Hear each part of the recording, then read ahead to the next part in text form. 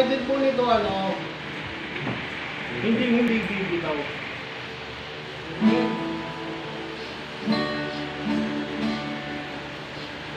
Binago mong lahat buhat sa buhay kong wasak, kasabay ng pag-asang malaki pa sa mundo.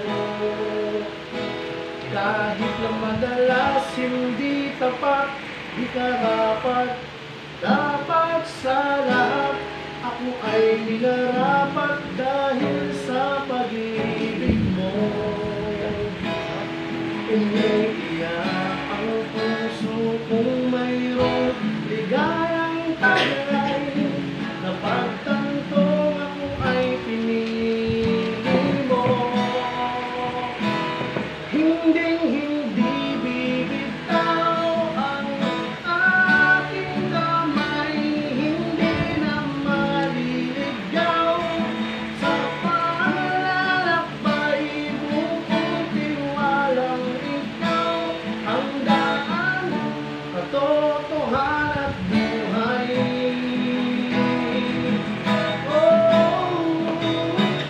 Hindi bibitaw ang aking kamay, hindi na maliligaw sa paglalakbay, buong tiwalang ikaw ang daan, katotohanan at buhay.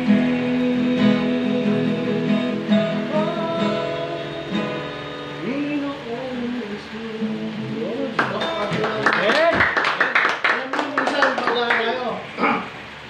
Alam natin minsan sa sarili namin, hindi tayo karapat dapat, pero mas malaki pagmamahal ng Diyos kaysa sa kasalanan natin.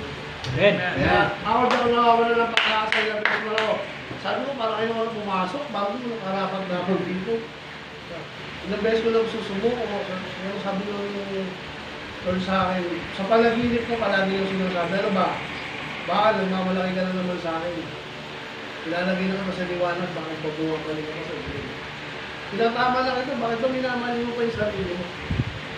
So sabi ko, Lord, ba't mo ako tinatawa yung ano, alam, unang-una, balagtog ako magsalita, tapos batang ali ako. Tapos, hindi pa ako nakatapos sa pag-aaral. Sabi ko sa kanya, kaya yung mga kanta ko, laging makahulugan laging para sa Panginoon, lagi siya nangungusap sa akin, sa maraming beses, sa maraming pagkakataon. Meron pa po ako kakantahin, ilas na po. Yun, no?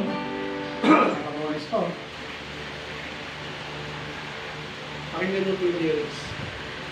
Isang makasalanang itinapon ng lipunan, laman ng lansangan at ang kinabukasan ay naglalaro sa buhay na di tiyak. Ngunit alam ko nandiyan ka kapag umiiyak, ang pag-ibig mo na walang kapantay ay nararamdaman sa lahat ng aking paglalakbay. Sa likod ng madumis na pagkataong ito, ako'y tinawag mo.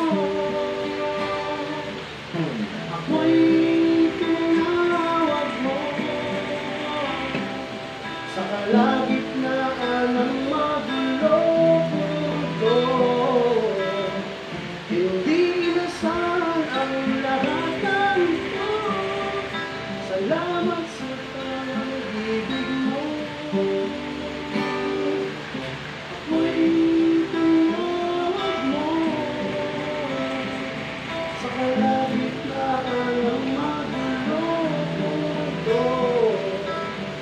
Hindi inasahan ang lahat ng ito. Salamat sa pag-ibig mo, Panginoon Jesus. Sarap. Grabe.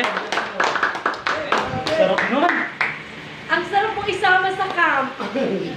Sino na